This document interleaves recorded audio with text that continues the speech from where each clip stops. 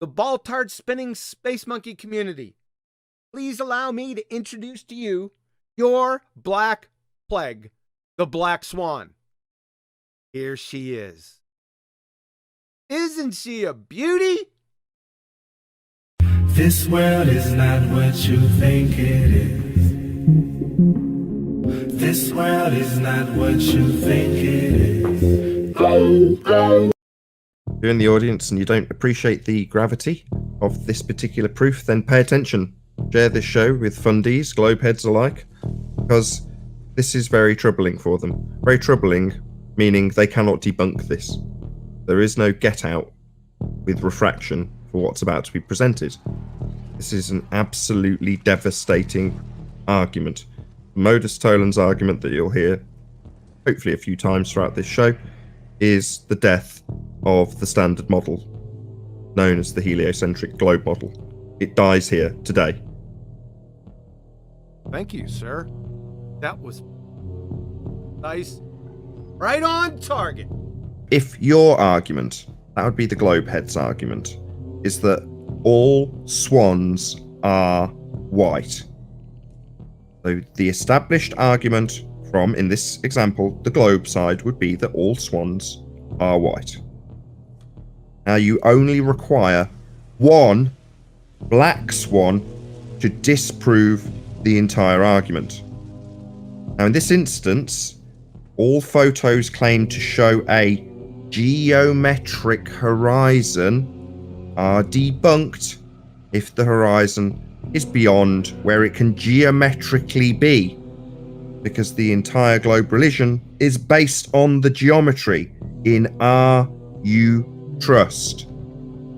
So you only need one example that demonstrates unequivocally that it's not a geometric horizon, as is being conceded left and right, where the fundies tell us it's an apparent horizon. That's our argument. Brilliant.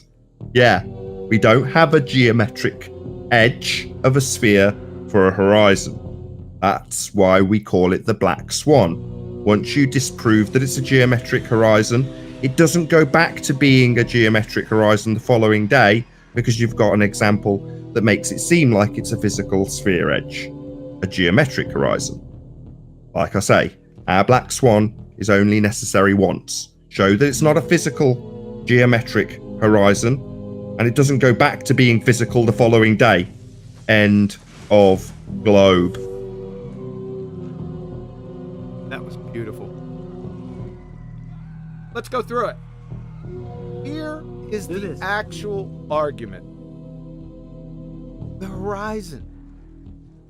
I've got three definitions here, one from their alma mater, and I have Merriam-Webster and Oxford dictionaries. Let's take a look at what the definition of horizon is the apparent line that separates the earth from the sky. Horizon, the line where the earth seems to meet the sky, the apparent junction of the sky and of the earth and sky sailing toward the horizon. Horizon, the line at which the earth's surface and the sky appear to meet. So, why is it apparent? Why is that word appearing, no pun intended, in all three definitions? In fact, I got about 10 of them. I only pulled 3 out. They all have appear or apparent or not actually. Well, one is well, duh, because in actuality, the earth never meets the sky. And there's 2 conditionals. 1, the observer's height, and 2, weather, atmospheric conditions, waves, tides, etc. I hope that makes sense to everyone. It's pretty easy concept to understand. However, on the Baltard ball, the geometric horizon can be, this is very important, no more than what its geometric constraints allow. That's based on observation's height, or the observer's height, and the radius. Right? This is very important. Can be no more than. I think this is lost on a lot of people. They forget about this. This is the crux of the biscuit. Right? It's the whole point of the argument. Let's see what Andrew Thomas Young, San Diego State Astronomy Department, has to say about the geometric horizon. If h is in meters, that makes the distance to the geometric horizon 3.57 kilometers times the square root of the height of the eye in meters, or about 1.23 miles times the square root of the eye height in feet. As I said before, the horizon could be closer for a myriad of reasons. It doesn't matter. But it cannot be, under any circumstances or conditions, greater than 1.2 miles times the square root of the eye height in feet. To the argument, the death of the ball-tard spinning space monkey religion, again. If the Earth is a sphere with a radius of 3959 miles, then every horizon distance measurement must be no more than 1.225 times the square root of the observer's height feet. That's the geometric horizon. Folks, take a look at the Black Swan. Have a problem here. Well, we don't have a problem. Ballers have a problem. And it's right in your face. The observer's height in this particular photo was 1 foot. We'll get to some problem areas that were drummed up with this here in a moment. Distance to the horizon is greater than 9.41 miles. The distance to the horizon is greater than 9.41 miles. Like I said, we can see that right here. The horizon is behind platform habitat, which is at 9.41 miles. Right? The distance to the horizon maximum for a sphere with a radius of 3959 miles at this observer height, 1 foot, is 1.22 miles. Even if BMLSB 69 was at 5 feet observer's height in this photo, the maximum distance to the geometric horizon would be 2.73 miles. Well before Platform Hill House, the first platform. Even if he was at 35 feet, the maximum distance to the geometric horizon would be 7.24 miles. That means it would be in between Platform Hill House and Platform Habitat. So it doesn't matter right here. Whatever you say about his 1 foot, and we're going to see here in a couple minutes that he was roughly 1 foot. Yeah, I could go with 3. If you wanted to argue it, I'd go 3 foot. In fact, I put him at 5 feet, so there would be no question. This photo is impossible on a sphere Earth with a radius of 3959 miles. Just impossible. It's it. It's the Black Swan. Here it is. Modus tollens. Holy shnikes. This is good. If P, then Q. Not Q, therefore not P. If the Earth is a sphere with a radius of 3959 miles, P, then every horizon distance measurement must be no more than 1.225 times the square root of the observer's height in feet, Q. That's the geometric horizon. Not Q, because the horizon distance is greater than 9.41 miles in the Black Swan photo. Therefore not P, i.e. the Earth is not a sphere. The ball-tard spinning space monkey community, please allow me to introduce to you your black plague, the Black Swan. Here she is. Isn't she a beauty? Let's take a look at how the original photo came to be. All right, we're going to take a look at BMLSB 69's original video. Don't worry about the sound in the beginning. You will not hear anything. And I'll make sure not to blow your ears out when it does come on.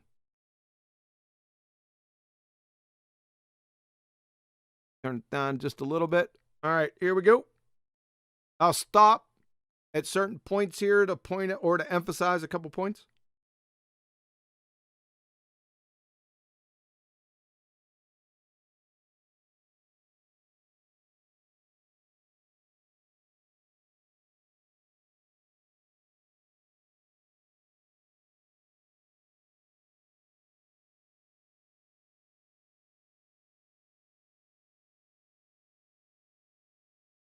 This is Platform Hillhouse, the closest platform.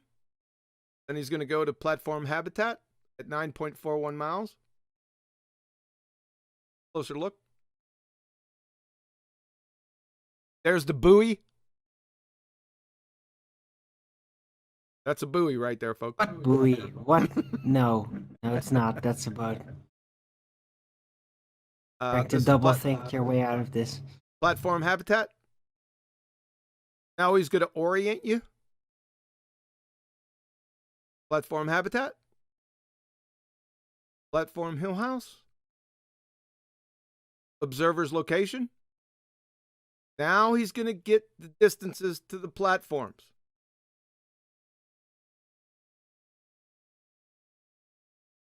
Platform Hillhouse at 6.21 miles. Platform Habitat at 9.41 miles.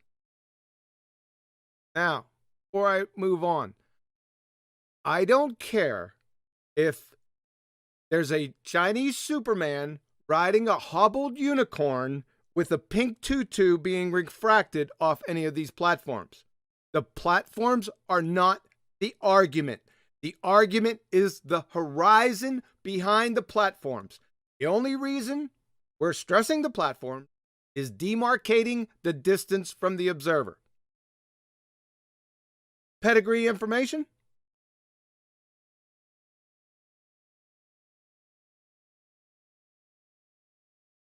Air This clarity. photo It's is- all about air clarity.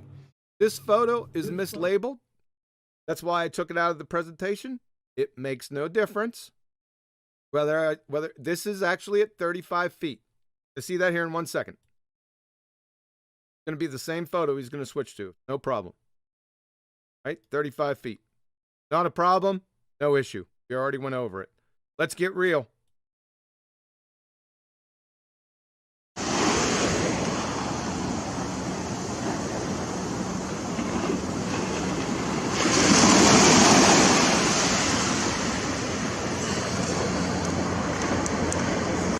I'm going to stop right here. This is the height that he's taken this photo from. I'll leave it with everyone out there to make their decision on how high he is above sea level. How about that? I put it at 5 feet.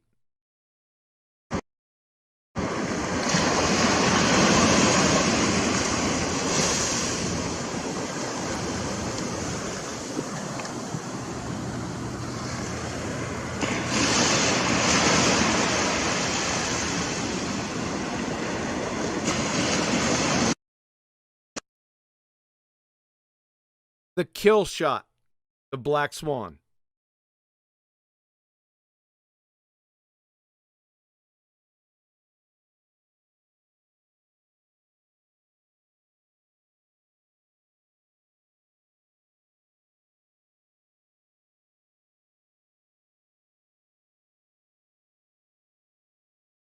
Observer's height, 1 foot.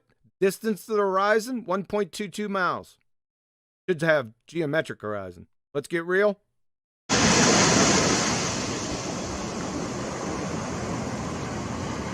want you to focus on the right-hand side of this photo, right over in here.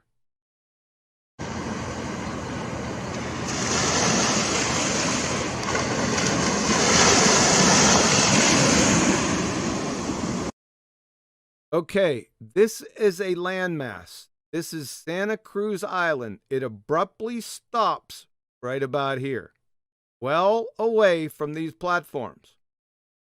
Okay? The point here is going to be that there is nothing behind these platforms. There's no land. He's looking out into open ocean. And I went over this on the last presentation, and I showed it on Google Earth also. Now, focus your attention over on this side. We have another landmass. This is Anacapa Island over here. There is 4 3/4 miles between Anacapa Island and the end of Santa Cruz Island. Everything behind this is open ocean. So anyone wants to appeal that there's land behind them, they're wrong. I'm not going to pull up Google Earth again. You can do it yourself, and I did it on the last show. That argument has no cowbell whatsoever. Just clumsy. making stuff up.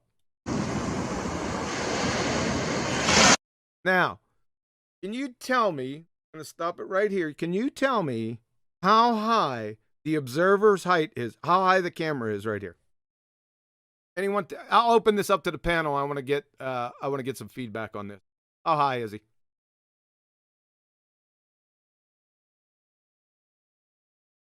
I would say he's less than 3 feet for sure. Anyone else? What you say? What after he puts it on the ground, right?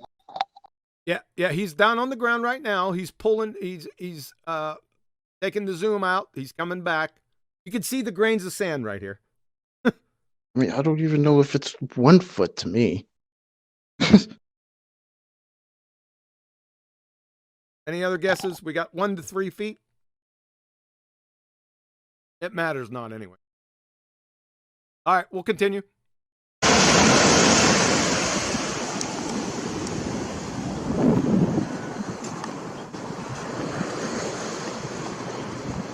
He's 17 paces away from this stairwell.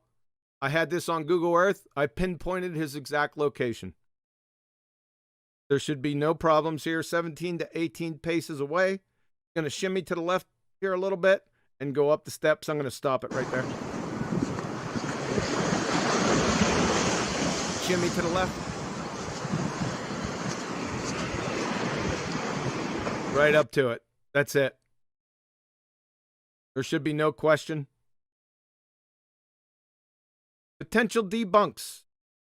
BMLSB 69 isn't 1 foot, so we already went over that. I just showed you, between 1 and 3 feet. It matters not. I put him at 5 feet. Definitely not at 5 feet elevation above there. It wouldn't matter anyway. It could be at 35 feet right there on the shore, which is non sequitur, and you're still screwed. Number 2, there's land, islands behind the platforms. I just showed you Santa Cruz Island to the right and Anacapa Island to the left. If you want to take a look at my last presentation, I pulled out Google Earth and showed you that there is no land behind those platforms. Number 3, you can't see the horizon. I don't know what to tell you, folks. You need an ASAP appointment with an ophthalmologist, or you need to take the cognitive dissonance mud out of your eyes. Everyone can see this. If you say you can't see the horizon and everyone's looking at it, just make a horse's ass out of yourself. Number 4, white swans. Here's one. This photo was taken by BMLSB 69 also. 2 months after the Black Swan, right? The sea was angry that day, my friends. There's a lot of atmospheric shenanigans going on too. I don't care. This photo right here does nothing to the Black Swan because it's a white swan. This photo here was taken 4 days after the Black Swan. Like I said, I think he was standing up when he took this photo. Yes, the horizon is before the platform, right? Actually, you can see the bottom of the platform. It doesn't matter. It's another white swan. This photo's fine. It has nothing to do with the argument. And I asked, does this observation debunk the number 1 globe killer? Or does this white swan debunk the Black Swan? It's non sequitur. It doesn't debunk this. I'd like somebody to tell me how. Because remember, if the Earth is a sphere with a radius of 3959 miles, then every horizon distance measurement, and this is the key, must be no more than, right? Must be no more than 1.225 times the square root of the observer's height in feet. That's the geometric horizon. Must be no more than. This white swan has nothing to do with it. This has nothing to do with it. This is the kill shot. Before we get to what I would like to call their number 1 argument against the Black Swan, which is weak, I'm going to stop it right here, and then we'll just talk about the other 4 first, and then move on to refraction. So Panel. Hello? Yeah, so a white swan is saying, today we can see that the horizon is the edge of the sphere. Boats are going to go over it. If you go up in altitude, you'll start seeing it bend because it's the physical, geometric edge of the sphere. Those examples where you see the horizon in front of the two oil rigs or whatever they are, platforms, that's a white swan. But it's the assertion that that's a geometric horizon, a physical edge to the sphere for boats to go over or to bend if you went up in altitude. Well, that is debunked when you show that it's a not actual location.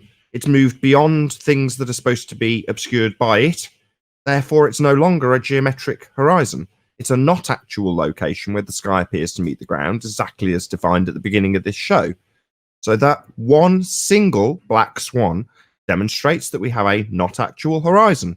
And if it's a not actual horizon, doesn't matter how many times you show us white swans, with it looking like it's a physical edge to the sphere, it isn't. You only need to show it not being a physical edge of the sphere once, and all other arguments become white swans. You only need one black swan. All right. Refraction. Right? This is the only thing that can say, and folks, you know that they were going to say this. They were going to get around to it eventually, right? It took a couple days, but they eventually got around to it. Here we go. When they say refraction, they mean atmospheric refraction. So what you do when they say just refraction, you know the savior for everything like gravity. When they say refraction, you say, yes, atmospheric refraction, correct? They say yes, then you retort, give me the 5 effects of refraction. And then kick your heels back and get ready to start belly laughing because they don't even know the 5 effects. They don't even know what they are. After 5 years, they still don't know. We've proven that over the past week or so. So, and even a prominent baller, one that's been out here for those 5 years, I heard him say precisely, there are no 5 effects of refraction. Okay, let's go to their alma mater, Wiki. Atmospheric refraction near the ground produces mirages. Such refraction can also raise or lower, or stretch or shorten the images of distant objects without involving mirages. So let's count them together. We'll go by the numbers. You ready? 1, 2, 3, 4, 5. Looks like 5 to me. I know. Let's get another definition. We'll go with Wiki because they parroted right here, number 2. The subject matter expert in this area, our favorite buddy, Andrew Thomas Young from San Diego State University Astronomy Department.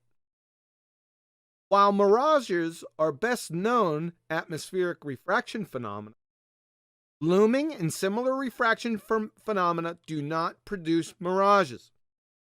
Mirages show an extra image or images of the mirage object, while looming, towering, stooping, and sinking do not. No inverted image is present in those phenomena either.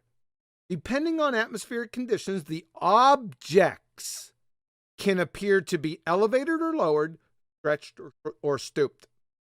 These phenomena can occur together, changing the appearance of different parts of the objects in different ways. Sometimes these phenomena can occur together with a true mirage.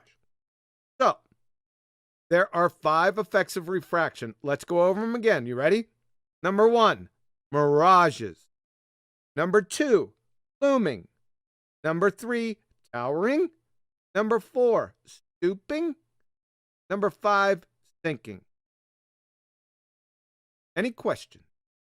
I didn't think there were.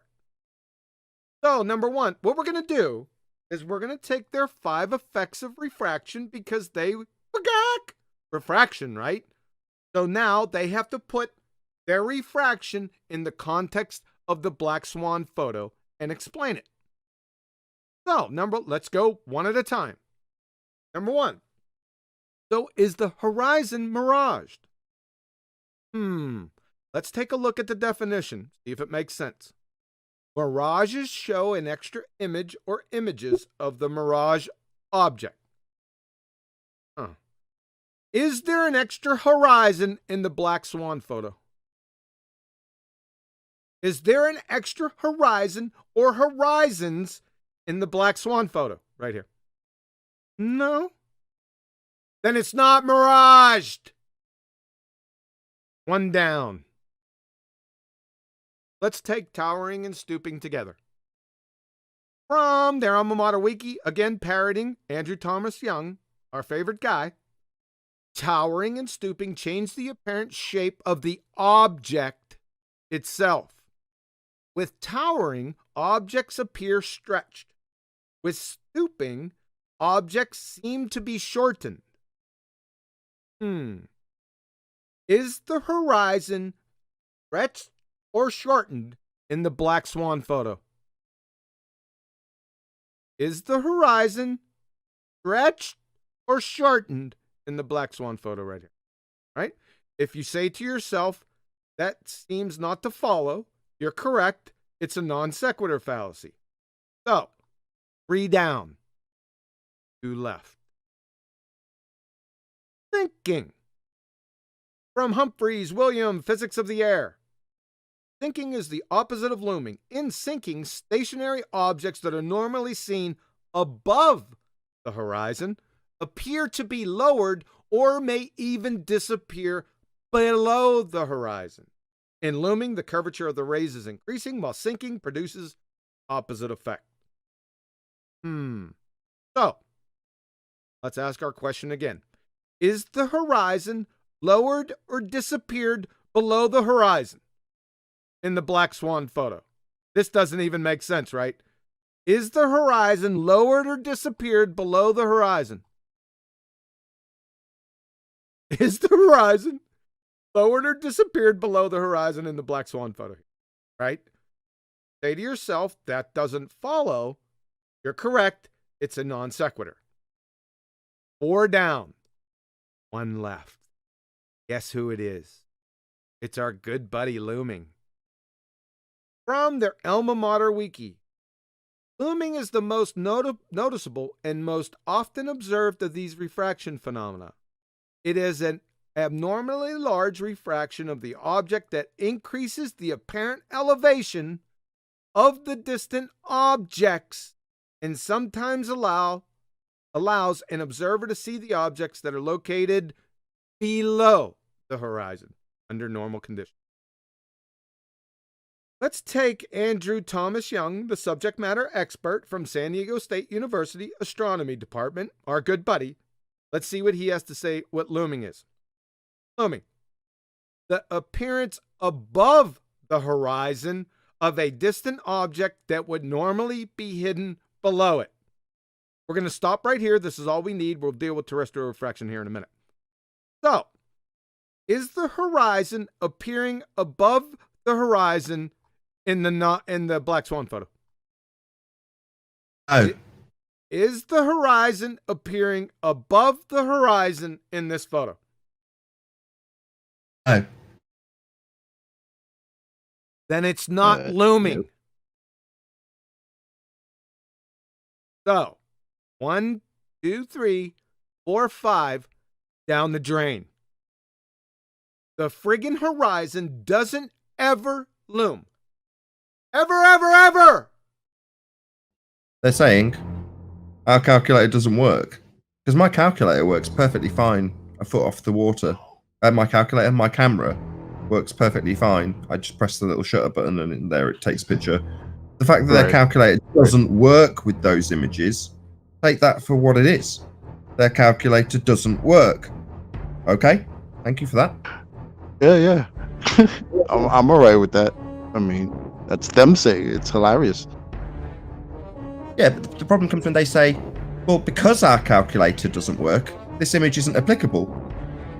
In which case you go, no, as I say, we don't have to assess this with your broken calculator that cannot cope with this. It just means your calculator's broken, your model doesn't work, it doesn't represent reality. The picture's still the picture though, and it doesn't need to be assessed against any calculator. But should you choose to do so, you'd very quickly realise it's broken. And when they say, well, we've got a disclaimer that points out that it's broken in that regard, and then they moan that we're using it to point out how broken it is, again, laugh. Yeah. We're showing just how broken your calculator is. Your calculator is the reification of your sphere belief that Earth is spherical. Well, let's laugh at it because it doesn't work. Not, oh no, you said it worked. Yeah, it's supposed to work. That's what the shape is physically supposed to be. Stuff's supposed to be obscured by the Earth curve edge that they used to call the bulge. That got removed from the calculator. Very telling. You summed it up beautifully earlier, Owen. You summed it up beautifully earlier when you said, the horizon's not physical. It's optical. Moves as you raise, and they used to say, well, that's you seeing more over the sphere. As they currently deny their sphere edge, what used to be the obstruction blocking the bottoms of buildings and for boats to go over and to see curving, is now being denied. But ultimately, it must be physical, because they're talking about the geometry of a sphere. That's their whole claim. This is epic for me. This is brilliant. You know, they've got no way out, and the only way they can, like little rats, scurry their way out is to their own death by saying, well, the horizons are not actual location. You go, yeah, that's our argument. Wonderful. We can change R. And you go, oh, can you now? You can physically increase the size of the ball you think you're on by changing that radius value. Well, it's an apparent R. Well, no, you're supposed to have a physical fixed geometry. That's what you're arguing for. A ball of a certain size that we're supposed to live on. But yet you're saying that's variable now? Not in your religion, but that's your only way out. So R's not really applicable was another Zanuck point that he made on the show yesterday on the debate. It's like, yeah, we've been saying that the whole time. You don't need R. You don't need to reify a sphere to look at reality. But that's what they're telling us. It's epic. Yo,